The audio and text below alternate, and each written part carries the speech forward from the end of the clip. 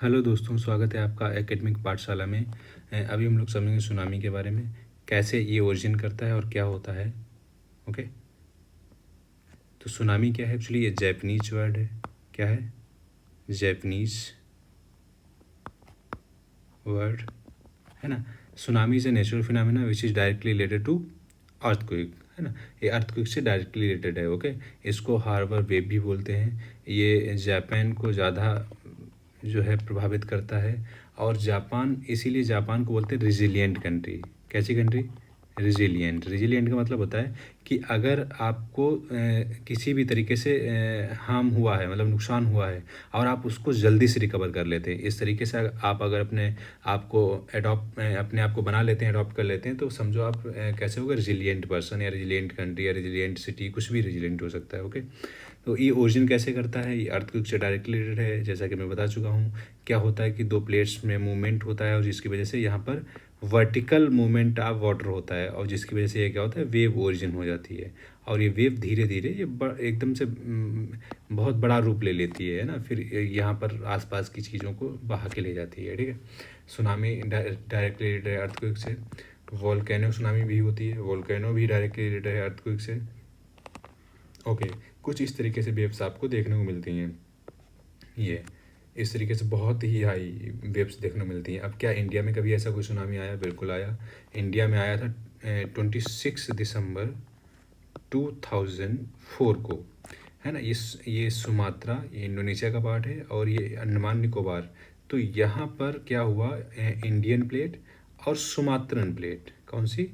Sumatran plate जो है वो मूव हुई, जिसकी वजह से क्या हुआ, डिवास्टेटिंग अर्थक्वेक हुआ, और अर्थक्वेक की वजह से डिवास्टेटिंग सुनामी आया। और यहाँ पर लगभग 2,24,000 के करीब लोगों की जो है जान चली गई। और ये अप्रॉक्स 14 आसपास की जो भी 14 कंट्रीज़ हैं, ये इंडिया ले लिए, ये श्रीलंका, बांग्लादेश, म्यांमार, सिंगापुर, ये जो आसपास की कंट्री है ना, यहाँ के लगभग 2,24,000 लोगों ने अपनी जान से हाथ धो बैठे, हैं ना।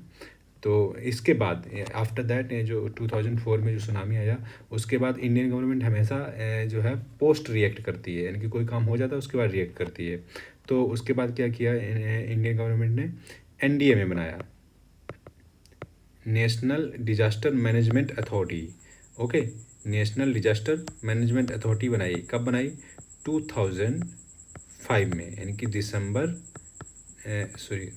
2005 में ये बनाई, है ना।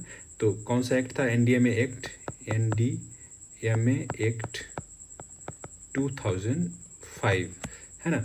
इसका जो चेयरमैन है, यानी कि नेशनल डिजास्टर मैनेजमेंट अथॉरिटी, इसका चेयरमैन कौन होता है?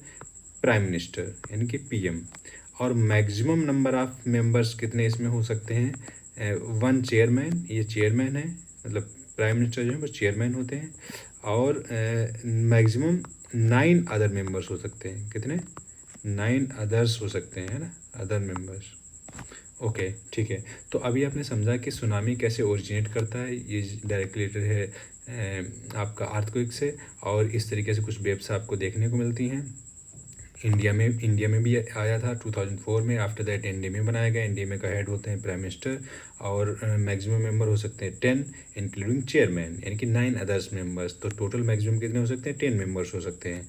एनडीएमए एक्ट 2005 के अंतर्गत ये बनाया गया, तो इसका मतलब ये स्टेचुटरी बॉडी है। ओके, तो आई होप आपको समझ में आया होगा। ये सवाल कई बार पूछा गया कि चेयरमैन कौन होता है ना। चेयरमैन होता है प्राइम मिनिस्टर, और जबकि ये आती है मिनिस्ट्री ऑफ होम अफेयर। किसके अंतर्गत? Ministry of home affair. तो ये इसीलिए ये सवाल कई बार पूछा गया। क्यों पूछा गया? मिनिस्ट्री ऑफ होम अफेयर आती है तो इसका मतलब इसके हेड होने चाहिए मिनिस्टर ऑफ होम अफेयर, जबकि ऐसा नहीं है, प्राइम मिनिस्टर हेड होते हैं। ठीक है, तो बस यहीं पे फंसाया जाता है। तो प्लीज़ अवेयर अबाउट दैट। और एंड थैंक यू। अगर आपके लेक्चर पसंद आता है तो please like, share and subscribe. Thank you so much.